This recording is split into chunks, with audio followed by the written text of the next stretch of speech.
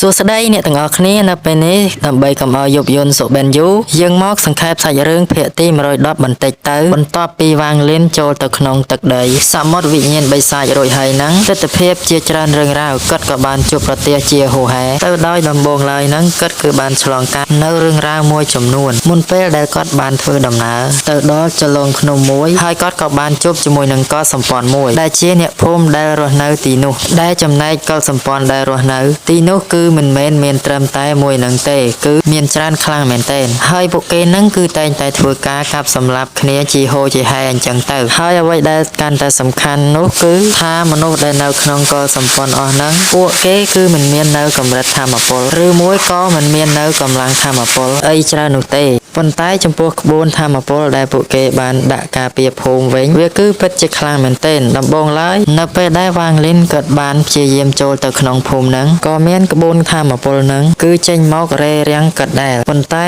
យ៉ាងណាមិញវាគឺគ្មានបញ្ហាសម្រាប់គាត់នោះទេដូច្នោះហើយបន្ទាប់ពីមានការស្វែងយល់បន្តិចហើយវាងលីនហ្នឹងគាត់ក៏អាចបំបែកវាបានហើយគាត់នឹងក៏បានធ្វើការប្រយុទ្ធគ្នាជាមួយនឹងអ្នកភូមិទាំងអស់ហ្នឹងប៉ុន្តែដោយសារតែមនុស្សដែលនៅក្នុងកុលសម្ព័ន្ធអស់ហ្នឹងមិនមាននៅកម្លាំងធម្មពលអីពូកែអញ្ចឹងក៏មិនមែនជាឧបសគ្គរបស់វាងលីននោះទេហើយវាងលីនហ្នឹងក៏បានចាត់ការទៅលើពួកគេទៅប៉ុន្តែគ្រាន់តែថាវាងលីនគាត់ដូចជាមិនសម្លាប់ពួកគេនោះទេហើយបន្តបន្ទាប់មកទៀតហ្នឹងគាត់ក៏បានធ្វើការហ្វឹកហាត់ក៏ដូចជារៀននៅបច្ចេកទេសហ្វឹកហាត់សម្រាប់ជីវិតអមតៈរបស់គាត់ប៉ុន្តែពេលវេលាដែលពួកគេគឺអាចនៅក្នុងសមុទ្រវិញ្ញាណបិសាចហ្នឹងគឺបានរហូតទៅដល់500ឆ្នាំឯណោះដូច្នេះហើយនៅក្នុងរយៈពេល500ឆ្នាំហ្នឹងវាងលីនគាត់ត្រូវតែពង្រឹងកម្លាំងរបស់គាត់ដែរដោយគាត់ចង់ដឹងថាតើ500ឆ្នាំហ្នឹងគាត់គឺអាចឈានដល់កម្រិតណាទៅហើយអ្វីដែលកាន់តែពិសេសបំផុតនោះគឺមនុស្សដែលគាត់តែងតែមានការភ័យខ្លាចគឺធូសិនអញ្ចឹងហើយគឺត្រូវតែធ្វើឲ្យកម្រិតរបស់គាត់គឺមានការប្រសើរឡើងបើទោះបីជាមិនបានច្រើនក៏ដោយហើយនោះគឺជាមូលហេតុដែលកាលពីពេលមុនគាត់ចង់រៀននៅបច្ចេកទេស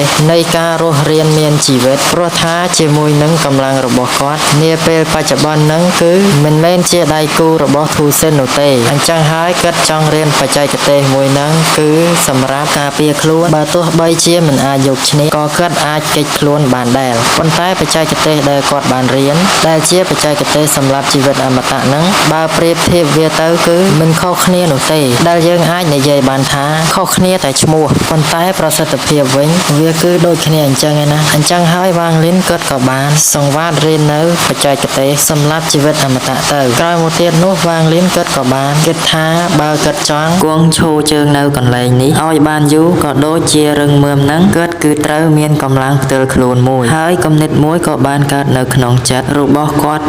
ដោយគាត់ក៏បានបង្រៀននៅបច្ចេកទេសនៃការចម្រាញ់ព្រលឹងនៃបកចម្រាញ់ព្រលឹងហ្នឹងទៅឲ្យមនុស្សទាំងអស់ដែលជាកុលសម្ព័ន្ធមួយដែលគាត់បានជួបកាលពីពេលមុននឹងឯងដូច្នោះហើយក៏អាចនិយាយបានថានៅក្នុងដែនដីសមុទ្រវិញ្ញាណបិសាចហ្នឹងវាងលីនគាត់ក៏បានបង្កើតនៅបកចម្រាញ់ព្រលឹងត្រឡប់មកវិញហើយមនុស្សនៅក្នុងភូមិហ្នឹងក៏សុទ្ធតែជាមនុស្សដែលមានទេពកោសល្យគ្រាន់បើដែរចំពោះអ្វីដែលវាងលីនគាត់បានបង្ហាត់បង្រៀនពួកគេគឺពិតជារៀនចេះបានលឿនខ្លាំងមែនទែនហើយបន្ទាប់ពីចេះពីមួយដំណាក់កាលទៅមួយដំណាក់កាលមិនយូរប៉ុន្មានក៏ដល់ពេលដែលពួកគេនឹងគឺត្រូវតែទៅស្វែងរកនៅព្រលឹងគោលសម្រាប់ទងព្រលឹងអញ្ចឹងហើយសមាជិកនៅក្នុងភូមិហ្នឹងគឺតែងតែចេញទៅវាយប្រហារទៅលើភូមិដទៃទៀតដើម្បីដណ្ដើមយកនៅវិញ្ញាណបិសាចដើម្បីយកមកធ្វើជាវិញ្ញាណគោលនៃទងព្រលឹងរបស់ពួកគេហើយថ្ងៃមួយហ្នឹងក៏ស្រាប់តែពួកគេហ្នឹងគឺបានវាយប្រហារទៅលើភូមិមួយប៉ុន្តែនៅពេលដែលត្រឡប់មកវិញអ្វីនឹងស្ថានភាពគឺពិតជាទ្រុឌទ្រោមខ្លាំងមែនទែនហើយមិនត្រឹមតែប៉ុណ្ណឹងទេកូនចៅម្នាក់របស់វាងលីនហ្នឹងក៏បានគេប្លន់យកនៅទងព្រលឹងហ្នឹងបានទៀតហើយមនុស្សដែលបានប្លន់ហ្នឹងក៏ផ្ញើពាក្យសម្ដីថាប្រសិនបើវាងលីនចង់បានទងព្រលឹងហ្នឹងវិញគឺឲ្យវាងលីនទៅជួបគេដោយផ្ទាល់ដូច្នោះហើយវាងលីនគាត់ក៏មិនចង់បង្អង់យូរឡើយគាត់ក៏បានទៅផ្ដល់មេរៀនឲ្យក្មេងៗ